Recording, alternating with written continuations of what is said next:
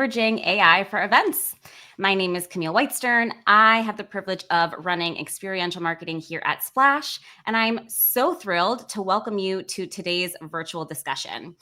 So, everyone is talking about AI lately, and honestly, with good reason. New and emerging generative and predictive AI tools are here with more advancements on the way, and most people are, rightfully so, asking themselves, how can AI revolutionize the way they work and what they can achieve?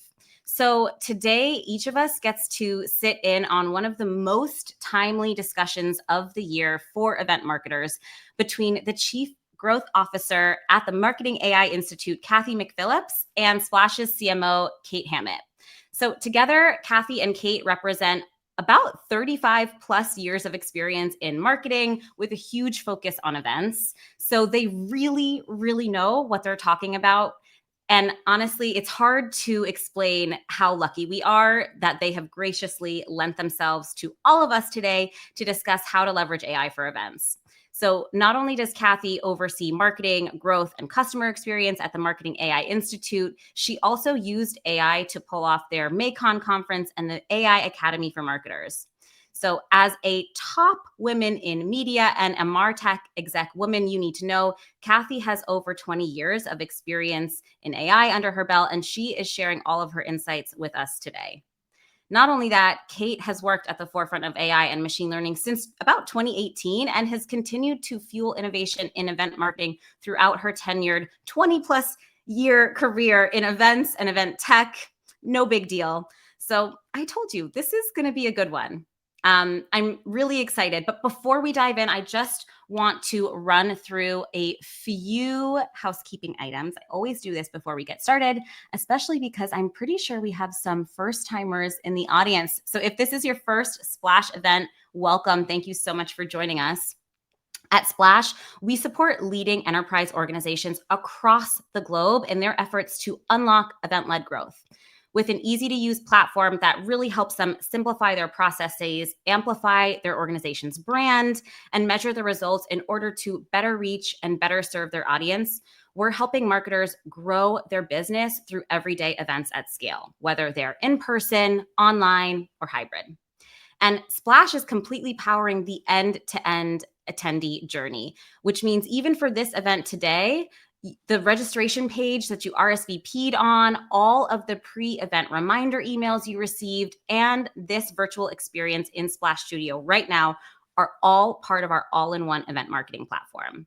And that's honestly just the tip of the iceberg. But you can think of this as a real-time Splash Studio demo. You've already experienced our registration and design capabilities just to get to this point, and we hope you love it. Okay. The last thing to note is that after this live event concludes, our platform powers the on-demand experience, which means whether or not an attendee joins live, registrants get access to this event and this content whenever they want. So if you're interested in learning a bit more about Splash's platform, feel free to sign up for a one-on-one demo with our team or join our bi-weekly Meet Splash event. It's a 30-minute product overview, also hosted in Splash. Or you can honestly just sign up for a free account and test the waters for yourself. Okay, now that you know a little bit about our mission here at Splash, let's make sure you're familiar with all of our interactive tools for today.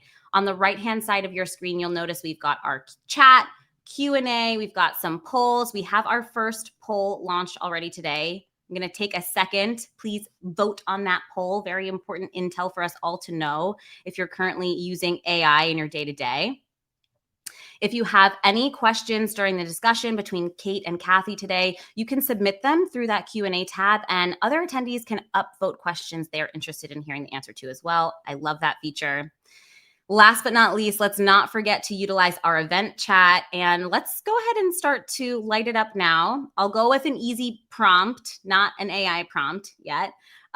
What are you most looking forward to this fall? I'll share a personal one for me. I am heading up to Seattle at the end of the month to celebrate my grandmother's 101st birthday. And I don't know if I've ever met anyone who's 101 before. So I'm really looking forward to that. Okay, let's see what your fall plans are. Could be professional or personal, whatever you want to share. Oh, the Hocus Pocus rewatch, Perry. I must agree. That is going to be an iconic moment. I'm very excited. All right. Thanks for humoring me. And just one final housekeeping item, I promise, and then we'll get to the meat and potatoes here. We love a community raffle, so we're going to do one today, and you could win a $50 Visa gift card to help you take care. It's one of our Splash core values, and we really aim to walk the walk. So here's how you can enter to win. We're going to drop a link to a LinkedIn post in the event chat right now. All you need to do is like that LinkedIn post, leave a comment, and you'll be entered to win. It's super simple. We will announce the winner at the end of today's session, so stick around to find out if that's you. Okay, we got through all our housekeeping items. Now let's get to why you are here and tuned in with us today to understand when and how to leverage AI for your events. I've been thinking about a lot. Oh my goodness. I've been thinking about it a lot myself, and I truly am so excited to learn from Cathy and Kate. Please, let's bring them to the stage. Cathy McPhillips and Kate Hammitt. Thank you both so much for giving us your time today and doing a live brain pick, if you will. Cathy, did I miss anything about your background that you feel would be really pertinent for the audience to know before you dive in? Because I honestly feel like I don't know if I gave your career background and bio the justice that it deserves. And you truly have such a remarkable and impressive background. Oh, thanks. I'm much better at marketing events and other things besides myself. So whenever I hear about, I like them when they're short and sweet. So thanks for not dragging it out. I would like to clarify, I do not have 20 years of AI experience, but I have actually 30 years of marketing experience. Okay. And about 15 of event experience. And then I'm in my probably 4th or 5th year of diving into the AI world. Well, you're far ahead of most of us, I must say. So you're still ahead of the pack and leading the way. So thank you for that clarification. And honestly, Kate, I hope I didn't misspeak in your background. I think I got that right. No, you did me justice. Thank you. Okay. I appreciate it. Okay, good. Well, folks in the audience, this is going to be just a really enlightening, organic conversation between Kate and Cathy. I'm actually going to pop backstage so that I can observe and take notes myself. Kate and Cathy, I'm going to let you take it away, and I'll be back towards the end to help moderate a live Q&A with our audience. Thank you so much. Thank you. Love it. Thanks, Camille. Cathy, I'm so excited. This day has come. We've been talking. It's a long time coming. I know. So Cathy and I met in marketing community circles. We've never met in real life, but it just goes to show you the power of the marketing community. And now you're here and I'm here, and we're finally talking about events and AI. So thanks so much for joining the Splash family. Absolutely. Yeah. All right. We're gonna dive in and make the most of our time. I want to start today by unpacking and defining the role of AI in event marketing, and we're going to get into your specific experience in MACON and some of the more interesting peaks that have occurred over the course of the year. But wanted to get your take on both generative and predictive AI, how they can reshape organizations' approach to event marketing. And maybe we could break it down and think about pre, during, and post-event marketing. So we'll kick it off with the pre. Wondering if you can kind of speak to some of the benefits and upsides that you can expect from leveraging AI with events. Sure. And I think I like to think about it as just think about certain tactics that you're doing. Think of all the things, as marketers for events, we are doing so much. And we're trying to make sure that we're doing our organic social, our paid social, our websites up to date, the register. There's so many parts to running events. And granted, I'm one of 3 of us on our event team. But I think about things like, okay, I need images for our speakers for social media. And one of the things that if anyone's done this before, every headshot you get from speakers is a different background. And you're trying to make it look like your event and have your brand colors and things like that. And one example I have is that someone might have like bricks in their background and someone might have black, or someone last year had bright red. I was like, okay, these aren't really going to go together. So something as simple as using the background remover in Canva is a really simple way to use AI and streamline your speaker shots, do all your images. So that's just I don't know if people even know that that's AI, but background removers and things like that are artificial intelligence. I also have been using another tool called CELTRA, with a C, CELTRA, to resize some of our ad creative. So of our paid ads. And then I'm doing it times 9. That takes a long, long time. So a company like CELTRA, you can, and Adobe has one too. Yeah, for their background remover. You can do things like you put in your 328 or 728 by 90 ad, and then you say, I need these other 8 sizes, and boom, CELTRA does that for you. The AI, where that is baked into there, is it remembers what you change on certain ads, and it'll adjust it across the board, but then it remembers for next time you try to do more ads. So it's constantly learning what you are doing and what your preferences are in order to give you the best versions of what you want, which is pretty remarkable.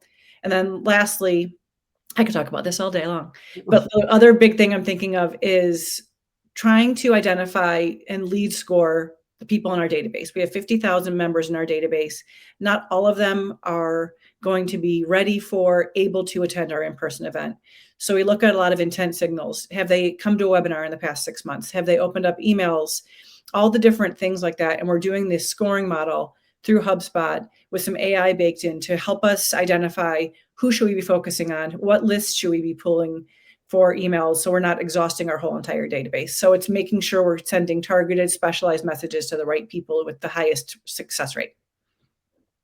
That's huge, Yeah. especially, from a productivity perspective. There's some, I think, a BCG research that came out just talking about the productivity gains, finishing over 12% more tasks, completing 25% tasks more quickly, basically producing 40% higher results. I feel like the pre-work in events can really be accelerated through AI in so many different ways. So we'll definitely love to hear from the audience too in the chat if you are, using some techniques and sharing that out with the rest of the community. But thank you for that, Cathy. So during the event, talk to us about that, benefits and upsides you can see about leveraging AI. Okay, I have one more pre-event, and which I guess leads up to even at the event, but we ran our subject lines, our titles of the presentations, and our session abstracts through some generative AI tools to make sure we were really resonating with, we are trying to reach marketing executives, business leaders who are trying to understand and adopt AI. So we had the speakers write them. We wrote some of them were us, and we ran them through and said, can any of these be changed? And that then added on a whole layer of more approvals from the speakers and another round of those communications. But I think really we wanted to make sure what we were doing was resonating with the audience and the prospects of who were going to come to the event. So that helped a lot. It was really interesting just to see. And again, these things we're just testing out too as we're going. So we're learning as we're doing it. In some cases it was great. In some cases it actually just didn't really change much. So anyway, at the event, I don't know if anyone on this webinar right now are doing social media during the event, live tweeting, live sharing Instagram stories, taking videos. All those things are such a time-consuming thing, especially when you're also trying to be the person who is making sure everyone's having a good time, putting out fires here and there. So this year we used a tool called Gloss AI, I think it's gloss.ai.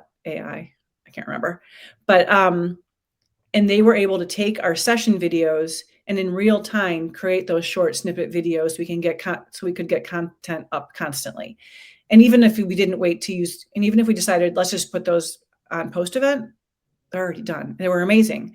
So the AI was able to scrub the hour-long session, 45 minutes, whatever it was, and then identify where those key points were. And I would say, 75% right. Some of them where they either weren't the best, most poignant moment from the session, or it really it wasn't really all encompassing of the message.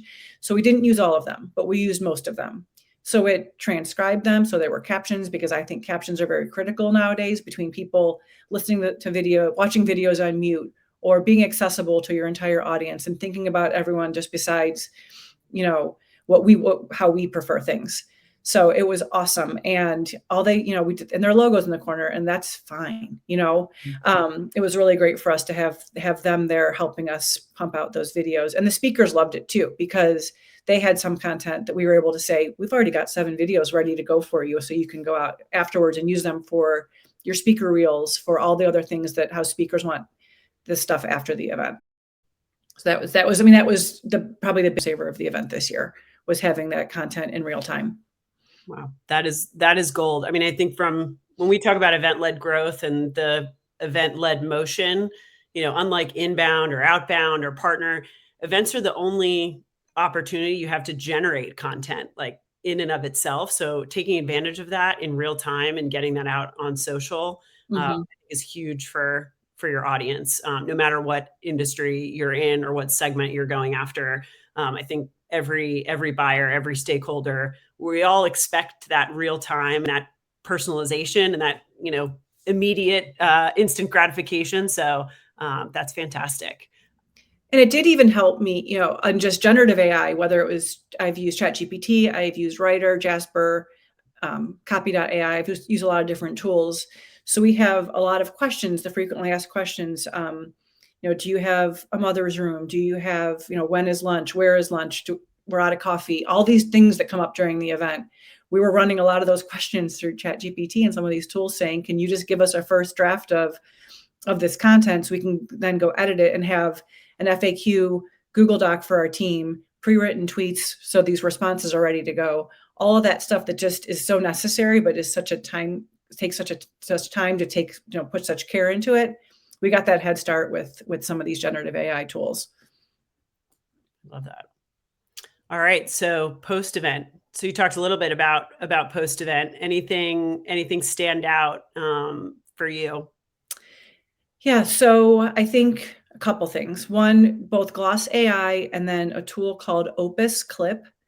We use both of them to, again, to create the content. So Opus Clip does more Instagram stories, YouTube short length content. So we were able to, again, turn that on a dime very quickly. And the week later, when we were ready to start selling our post-show recordings, we had content ready. So people were able to see in real time what the content was, what they were missing, all the excitement. The buzz of the event was still going on, a few weeks after the event. But within the first week, we were able to say, here's what you missed, and you could still get it. So we were able to sell, and we sold more post-show recordings than we ever have before. And I attribute a lot of that to the topic. We're in a time right now, it's really good for our event, but also just the fact that we were able to have so many valuable assets, not just buy. We actually had valuable content that we were using with the CTA to go purchase the on-demand recordings. And then just putting some of the sessions through, we got transcripts of all the sessions. And if we were writing blog post summaries of the sessions or about some of the speakers, a lot of that preliminary work was done for us. So all of the things that we're doing, we would do anyways. It's just we're using some of these tools just to augment what we're doing. It's not replacing us. It's just saving us a lot of time. It's getting quotes right. If we're jotting something down for a blog post, and we're like, I really want to make sure that we got Tim Hayden's quote right. We have the transcript versus us going back and watching the video. It's just all these things. Think about all the things that we're doing, and then figure out, is there a tool that can help us assist us in each of those tactics? Yeah, I totally think about AI as, the extra set of hands that we all wish we had. I mean, there are many marketers obviously on this call that's like, yes, I would love to create urgency after my event, share the topic, give people an understanding of what they missed out on, capitalize on that while, Maycon or my event is top of mind. It's totally a best practice. And I think where like marketers struggle is the execution part, because there's so many moving pieces, obviously before, during, and after an event. And then you're likely on to the next because, the pipeline needs to get filled and Right. the show must go on. So I love that use case, because there's just so many opportunities for us to really be marketers who, abide by the best practices that we all know we should, but getting AI to really help us do that, because it is about, execution and just, resources. And Right. marketing teams aren't always flush with resources. If anybody does have a marketing team flush with resources, I'd love to identify you in the chat. So give us a thumbs up. So Anna is asking if Gloss AI, if you need to upload the recording or if you need it in real time. And I believe that we used the recording, but I honestly, I'm not 100% certain on that. But I think that we took the recording to do that, because I don't think they would have had access to the cameras or recording it themselves. Awesome. Thanks. Thanks for all your questions. Please keep them coming. All right. So I'd love to talk about Maycon. We've dabbled with it a little bit, but it's clear that AI can be beneficial in event marketing, and want to get you to share your experience, dive into your learnings about Maycon. You mentioned there are 3 people on the team. Would love to get the background of what you were starting with, your resources, the goals, all of those things. But it was a very successful undertaking, but we want to know all the bits and learnings that you had, and how you accomplished your goals with this event. Well, I think for me, when I first started at the Institute, one of the reasons I came over to the company was the company I'd worked for previously, the Content Marketing Institute and Content Marketing World. I'm sure many folks have heard of Content Marketing World. I grew our community there, and it went from a few thousand people up to like 250,000 people in various channels. And it was like, how can I recreate that, starting from this very, very, and again, it was 2021 when I started. So we weren't where we are right